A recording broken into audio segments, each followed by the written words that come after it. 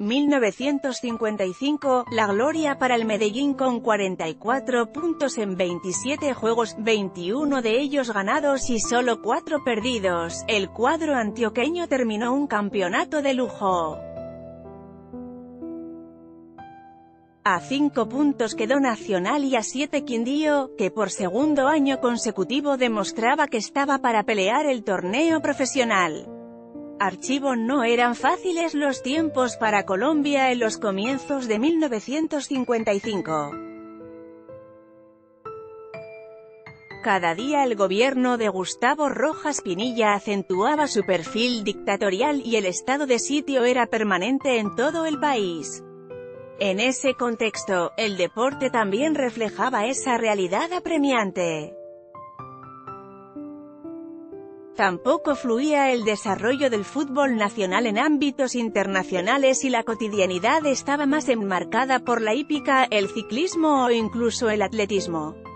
Las noticias del fútbol provenían de otras latitudes del continente. La evidencia es que antes de que comenzara el campeonato de 1955, se jugó la Copa América en Chile en febrero, con victoria de Argentina y ausencia de Colombia. En contraprestación, entre el 12 y el 26 de marzo, en México se desarrollaron los segundos Juegos Panamericanos, que le dieron al país 2 medallas de oro en ciclismo.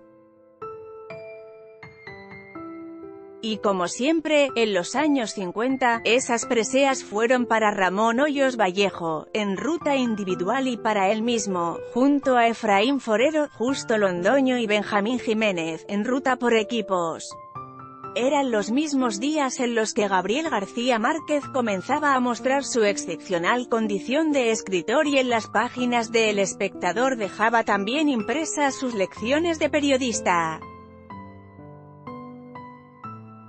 En la antesala del inicio del campeonato, hizo pública su historia sobre el relato del náufrago Luis Alejandro Velasco, hoy considerada una pieza de crónica periodística. Ya los periódicos no le daban tanto despliegue al mundo deportivo como en la época del Dorado, pero abundaba el material literario.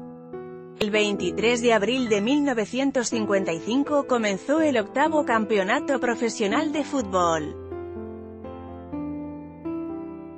Como Millonarios le había dado su prioridad a llenar sus arcas, partieron como favoritos los equipos de Antioquia.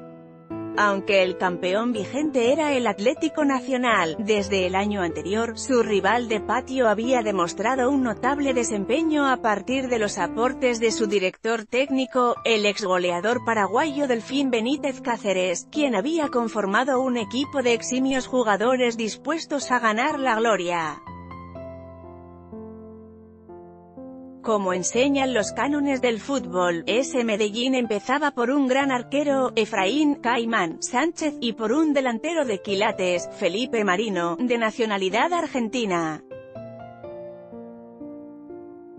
De hecho, este último fue el goleador del torneo con 22 goles.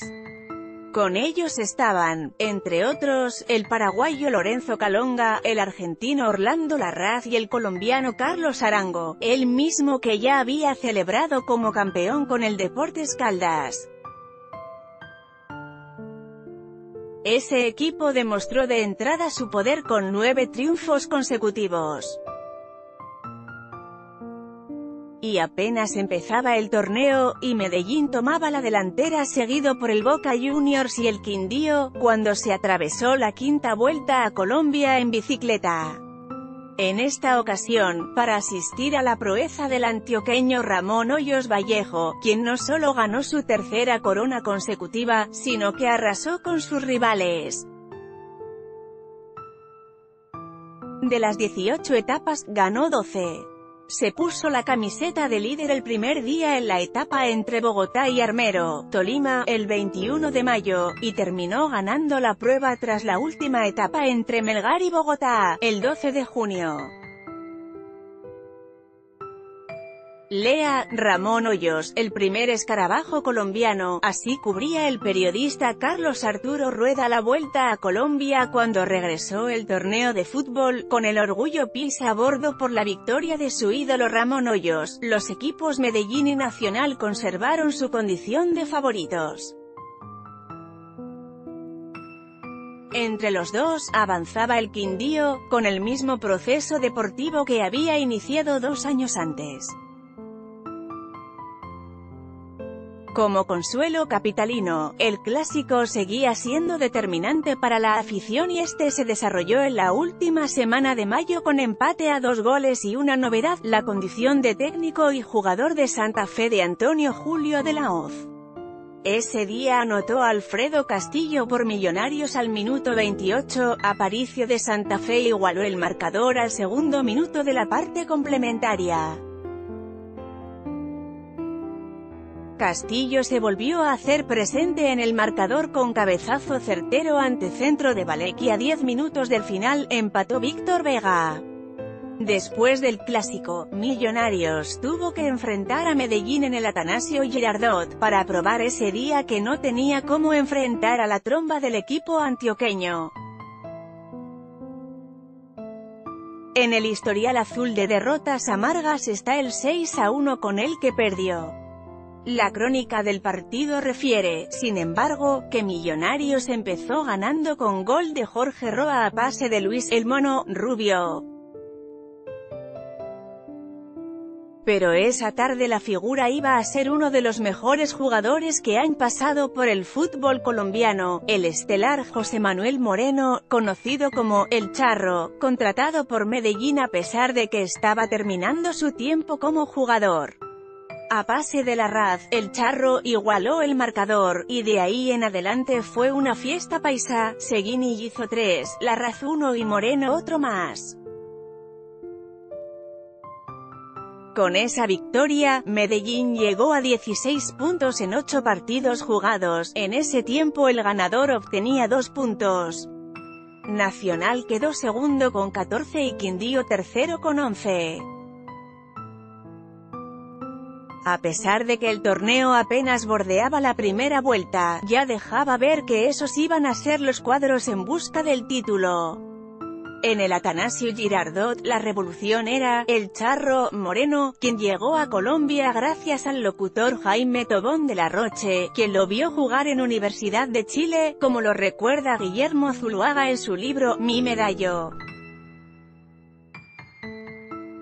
Corría la última semana de junio y para satisfacción de los antioqueños, el periodista Gabriel García Márquez inició su larga serie de 14 entregas con la historia del campeón de ciclismo Ramón Hoyos.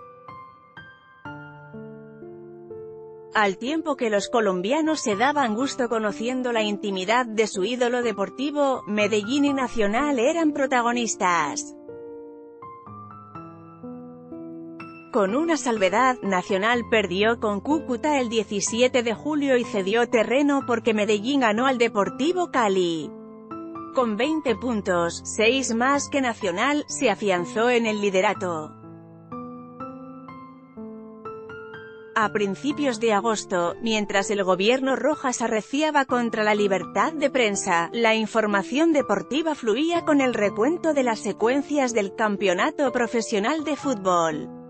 La sorpresiva derrota del líder a manos del Boca Juniors, los avances de Nacional y Quindío tratando de alcanzar al puntero y el último aliento de Millonarios para meterse en el lote de arriba. A partir del 28 de agosto, las cuentas fueron quedando claras, y justamente el primero en quedar fuera de toda opción fue el equipo bogotano. Con arbitraje del exjugador gallego Luis Lires López, Medellín y Millonarios se enfrentaron el 28 de agosto. Un solitario gol de Larraz a 6 minutos del cierre liquidó el encuentro. En la misma fecha, Nacional se impuso sobre Santa Fe 2-1 y Quindío lo hizo sobre Cúcuta 3-1. Así las cosas, la definición del campeonato quedó sujeta a estos ganadores. En la primera semana de septiembre, el clásico antioqueño aclaró aún más el panorama. Medellín triunfó 2-1, mientras Quindío empató con Millonarios 2-2. El 26 de septiembre, ya casi con el título en el bolsillo, sorpresivamente el líder cayó derrotado por Tolima, que ese año había hecho su debut en el torneo. El marcador final fue 2-0, pero Nacional no aprovechó ese revés del Medellín al empatar con Millonarios 2-2. A falta de espectáculo atractivo en Bogotá, esa semana la romería de los capitalinos estuvo motivada por la inauguración del teleférico para subir al Cerro de Monserrate. El primer viajero fue el cardenal Crisanto Luque y de ahí en adelante fue un atractivo popular. El resto del campeonato fue desahogado para el Medellín. Primero se impuso sobre Santa Fe 2-0, luego goleó a Boca Juniors 4-0 y empató con Quindío 0-0. El 25 de octubre de 1955, faltando 2 fechas para concluir el torneo, en el Estadio General Santander de Cúcuta, Medellín alcanzó su primera estrella. El arbitraje fue de Mario Rubén Heim y el marcador final fue favorable al visitante por 3-1. La celebración fue en grande, pues las tribunas se habían llenado de aficionados del equipo rojo. El charro moreno dio varias vueltas olímpicas.